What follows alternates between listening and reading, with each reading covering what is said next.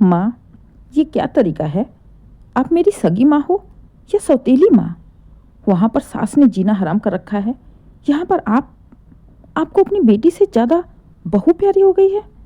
आप यही चाहती हो ना कि मैं मायके नहीं आऊँ? तो नहीं आऊँगी, मैं मर जाऊँगी मैं ससुराल में, लेकिन आपके पास नहीं आऊँगी। कहते हुए रो पड़ी नेहा। रोते हुए अपना बैग उठाया और चल पड़ी ससुराल। सविता जी आंखों में आंसू लिए चुपचाप बेटी को जाते हुए देखती रहीं।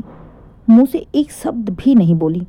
बेटी का जाना उन्हें अच्छा लगा, लेकिन ऐसे गुस्से में जाना, बस यही बात उनके दिल को खल गई थी, क्योंकि जाते जाते बेटी के दिल में अपनी माँ के लिए नफरत पैदा हो गई थी। असल में नेहा शुरू से ही इतनी मुंह फट थी कि उसे किसी की बात बर्दाश्त ही नहीं होती थी। किसी की थोड़ी सी भी बात सुनते ही वो मुंह खोलकर जो जी में आए बोल देती थी।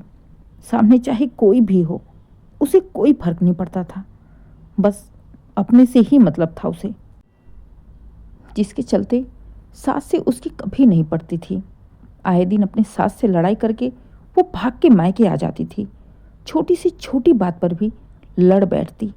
सास के मुंह से एक बात नहीं निकलती कि तुरंत ही उस बात का राई का पहाड़ बनाती और भागकर 4-5 दिन के लिए मायके में ही रहती।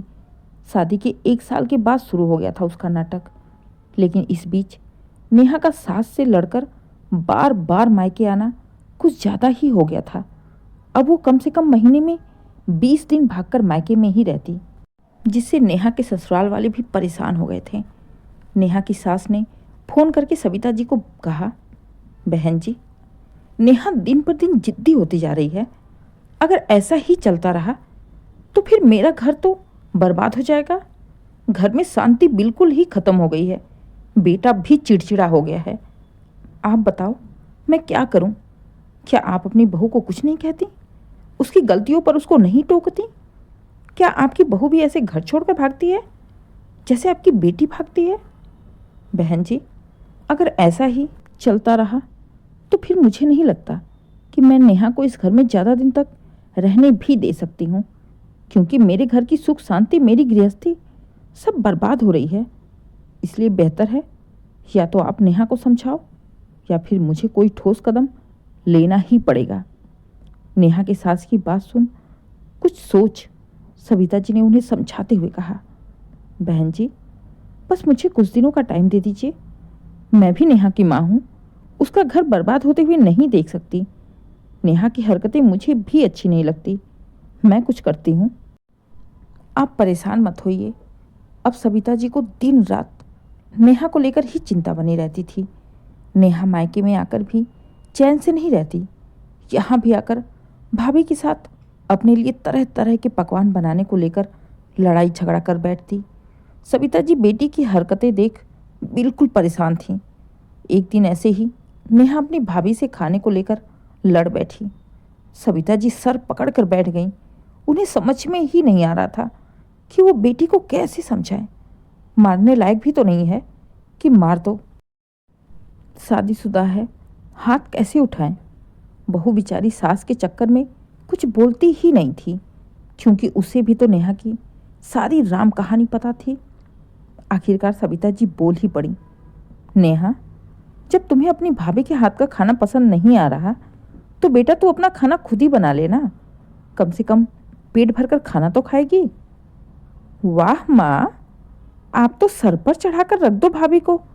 ये ना कि समझा दो कि खाना ढंग से बनाएं। ऊपर से आप और मन बढ़ा रही हैं। मैं जाकर अपना खाना बना लूं? भाभी की सास हो, उन्हीं पर रौब दिखाओ, उन्हीं की सास बनो, मेरी सास मत बनो। नेहा ने तुरंत ही सविता जी को लताड़ दिया। सविता जी उस समय तो चुप हो गई, लेकिन मन ही मन उन्होंने कुछ ठान लिया था। इस बार नेहा जैसे ही ससुराल से लड़ाई करके आई, तुरंत ही आधे घंटे के अंदर में ही सविता जी ने अपनी बहू को घूमने के लिए भेज दिया, वो भी पूरे 1 हफ्ते के लिए। नेहा के पूछने पर बस इतना ही बताया कि बहू का मन हो रहा था, इसलिए चली गई। माँ, आपने उन्हें रोका क्यों नहीं? आपको पता था ना कि मैं आई हूं, इसके बावजूद भी आपने भाभी को भेज दिया। बेटा, तू तो मेरी बेटी है। जब तू ही मेरी बात नहीं सुनती तो वो तो बहू है, वो कैसे सुनेगी। अब चलो, चलकर रसोई में मेरी मदद करो। माँ, आप रहने ही दो। इस उम्र में आप क्या ही खाना बनाओगी, और मेरे बस की बात नहीं है, इसलिए खाना बाहर से ही मंगाएंगे। लेकिन बेटा, कितने दिन बाहर से खाना खाएंगे? एक टाइम का चलेगा, बाकी तो बनाना ही पड़ेगा ना। नहीं माँ, हम सादा खाना ही बाहर से मंगा लेंगे, तुम रहने दो। सविता जी भी शांत हो गई।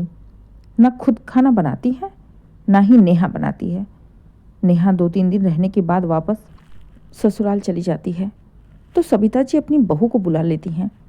लेकिन 10 दिन बाद ही जैसे ही नेहा फिर से सास से लड़ाई करके आती है, सविता जी फिर से नेहा के सामने तुरंत ही आधे घंटे के अंदर में अपनी बहू को भेज देती हैं। और ऐसा ही लगभग हर बार होने लगा। जैसे ही नेहा मायके आती, सविता जी तुरंत अपनी बहू को भेज देती, ये कहते हुए कि बहू को घूमने का मन हो रहा है, जिसके चलते नेहा को अब ना तो पहले की तरह तरह तरह के पकवान खाने को मिलते और ना ही बैठे बैठाए आराम करने को। या तो खाना बाहर से मंगा कर खाती, नहीं तो माँ के साथ उसे खाना बनाना पड़ता था।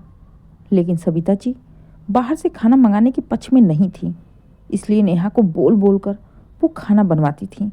यहाँ तक कि धीरे धीरे करके घर के सारे काम करवाने लगी, या यूं कहें कि जानबूझकर नेहा को देखकर वो काम ढूंढ ढूंढ कर जानबूझकर करती थी, जिससे कि नेहा से बात करने का उन्हें टाइम ही ना मिले, या फिर मजबूरी में नेहा को उनके काम में हाथ बटाना ही पड़े।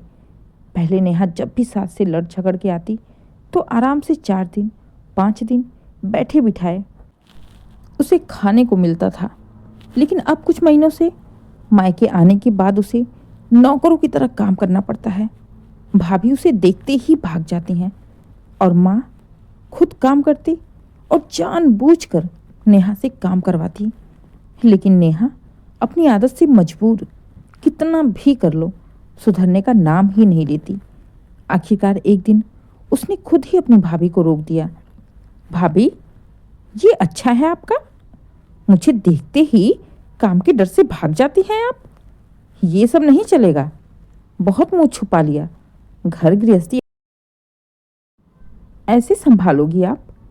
इतना सुनते ही नेहा की भाभी पलटते हुए नेहा से कहती हैं, दीदी, आप होती कौन हो मुझे रोकने वाली? मेरी सास बनने की कोशिश ना करिए, और मेरी घर गृहस्थी से पहले ना खुद की घर गृहस्थी के बारे में सोचो। आए दिन मुंह उठाकर चली आती हो, सीधी सादी सास है, 1 मिनट तो उनसे पड़ती नहीं है। मुझे आई दुनिया का ज्ञान सिखाने वाली। भाभी के मुंह से अपने लिए इतनी तीखी और कड़वी बातें सुन नेहा की आंखों में आंसू आ गए।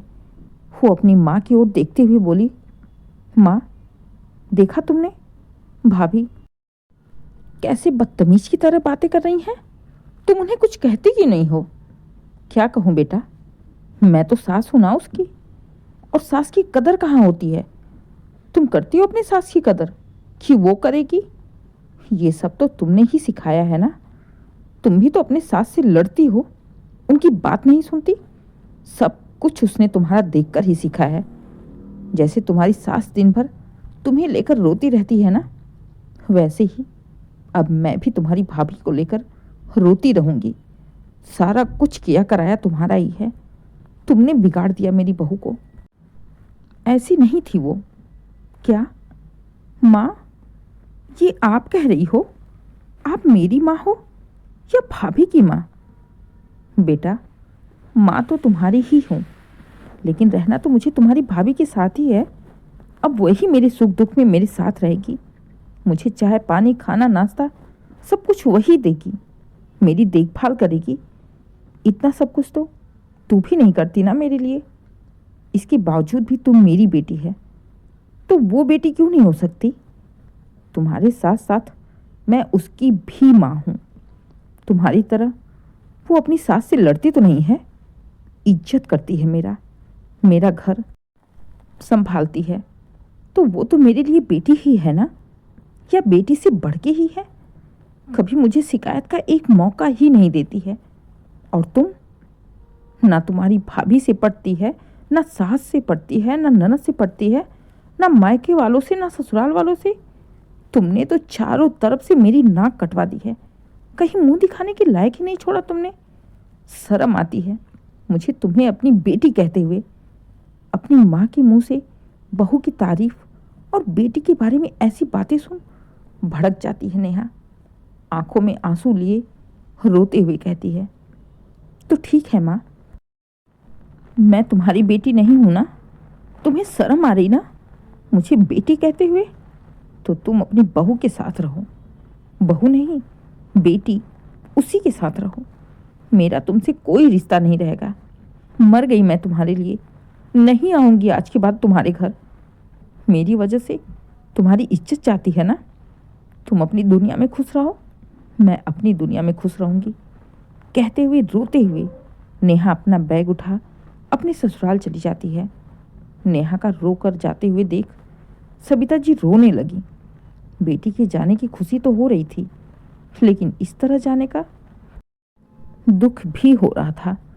दिल पर पत्थर रखकर आज बेटी के भविष्य के लिए सबिता जी को अपनी ही बेटी की नज़रों में बुरी माँ बनना पड़ा, क्योंकि एक माँ ही होती है जिसे पाकर बेटी बार बार भागकर मायके आ रही थी, जिससे उसका संसार, उसकी घर गृहस्थी सब कुछ बर्बाद हो रहा था। अगर सबिता जी के बुरा बनने से नेहा की गृहस्थी बस जाए तो बेटी के लिए सबिता जी ऐसा बलिदान खुशी खुशी करने को तैयार थी।